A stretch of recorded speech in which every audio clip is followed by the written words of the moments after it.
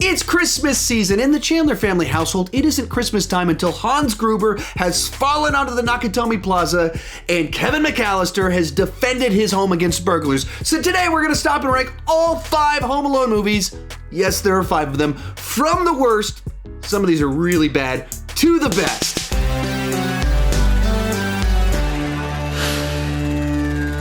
Hi, if you're new here, my name is Sean Chandler, and I started this channel because I was driving everyone around me crazy talking about movies way too much. If you can relate, you're probably in the right place. Consider clicking that subscribe button. With that in mind, go ahead and join me down below in the comment section. Share your ranking of all 5 Home Alone movies, or at least all the ones that you've seen if you haven't had to suffer through all 5 of them. With that said, let's go ahead and get started. Coming in last place is Home Alone 4, Taking Back the House. This is one of the worst sequels and most ill-conceived sequels of all time for 2 reasons. First off, it's a family Christmas movie about a middle-aged dad who leaves his wife and kids for a younger woman who's richer, and the movie is about us spending time with them so the kids can meet the new mistress lady that the guy wants to marry.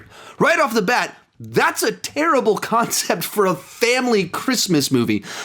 Second reason it's awful is that it's supposed to be Kevin McAllister. It's supposed to be Pete McAllister's the dad. And so it's the dad from the first 2 Home Alone movies who's leaving his family doing all of this. So it's just dreadful from the onset and a terrible concept. From there, it's just a bunch of really cheap versions of the jokes that worked from the original film. So it goes for all the slapstick and people don't believe Kevin, but it does it in a way that makes absolutely no sense, as the house that they're in has video cameras everywhere and the criminals are showing up constantly and they still don't believe him, even though Kevin's like, look at the videotape. And they're like, well, the tape stopped right there, so nothing happened. It's like, well, right, the tape stopped right there. I mean, that's the sort of logic of the movie. Marv returns, except he's played by French Stewart. There's just so many things about it that it's just desperately trying to capture the magic of the original ones while not understanding that you're making a movie about a dad having his midlife crisis. This is not a family movie. It's not funny. It is not remotely good. This is a terrible movie. Number 4, Home Alone, The Holiday Heist. Now, this is a harmless but totally lame Home Alone adventure.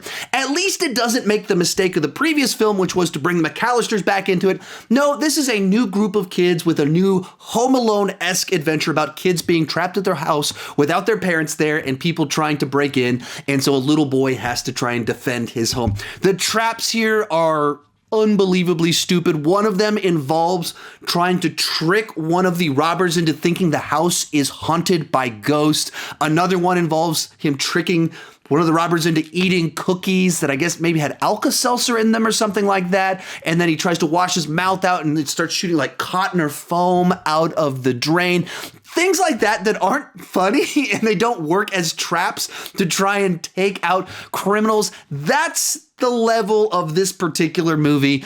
I mean, it's not offensive like the idea of making a family movie about a guy cheating on his wife, but it's not good either. The one saving grace here is there is a little bit of a subplot about the boy in the movie who has a video game buddy that they play video games online with, and the guy's a college student, so our little boy gets some advice from him and he kind of ties into the third act of the film.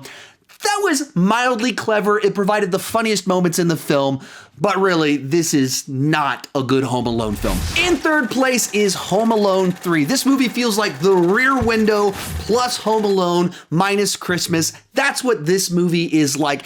It actually, to me, feels like a Nickelodeon original knockoff of Home Alone rather than an actual Home Alone movie, because it has the premise of people trying to break into a house, but it also kind of cranks up the broad humor nature of it. The kid uses a lot more technology. There's more robbers that are all kind of playing it a lot more broad, goofy-faced comedy. I mean, you can just look at the poster for the movie and immediately realize that they're kind of going for a lower common denominator with this film.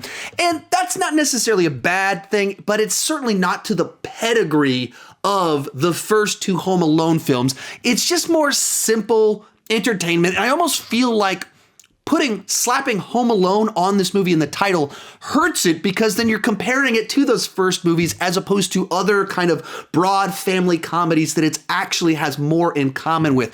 Probably the most interesting thing about this movie is that Scarlett Johansson is one of the siblings inside of it, so it's kind of fun to see 10-year-old Scarlett Johansson show up inside of this film.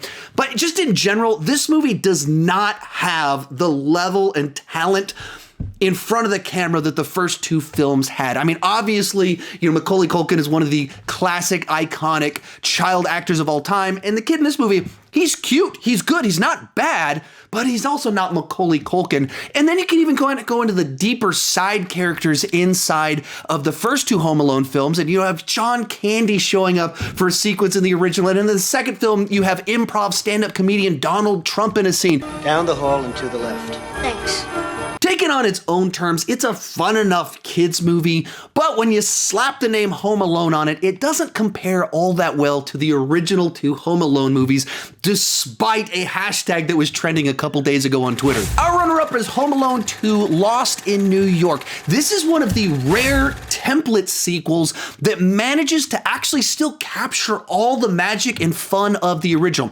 And what I mean by that is that this movie follows the exact structure and template of the original film, beat by beat, character by character, with only a few additions here and there, but it's just swapping out him being lost at home with him being lost in New York, and from there, it just kind of follows the exact same pattern. But with this movie, it works. With most comedies that try and do that, it just falls flat and the magic is gone. But somehow, with this movie, it still captures everything that worked about the original film. The slapstick humor works, the emotional sections work, the new characters are fun, and to a lot of people, I know a lot of people that think that this movie's even better than the original, largely because the third act and all the traps are even bigger and better inside of this film. Also, it has a really fun side cast inside of it. You've got Tim Curry, Rob Schneider, social media influencer Donald Trump. Down the hall and to the left. Thanks. All kind of thrown into the mix inside of it.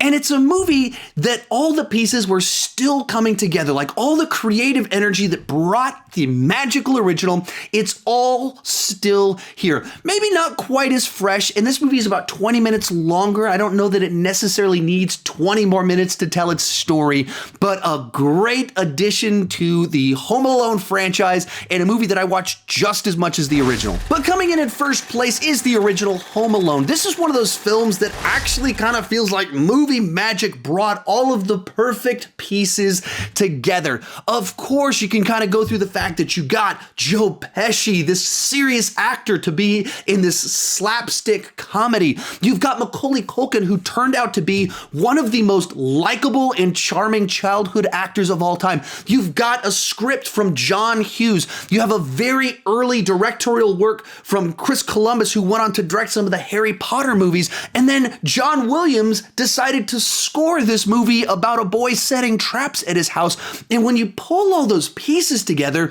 you just have something really special that shouldn't exist. It shouldn't have come together. And then, of course, it turned into this just kind of heartfelt, very funny comedy that for now 30 years, people have been loving. My children, my 5-year-old daughter loves this movie, watches it all the time, and is fully aware of the fact that the boy that plays Kevin in this one is better than the kid that plays Kevin in all the other ones and the kids in the other ones. There's something special about Macaulay Culkin and what he brought to the screen.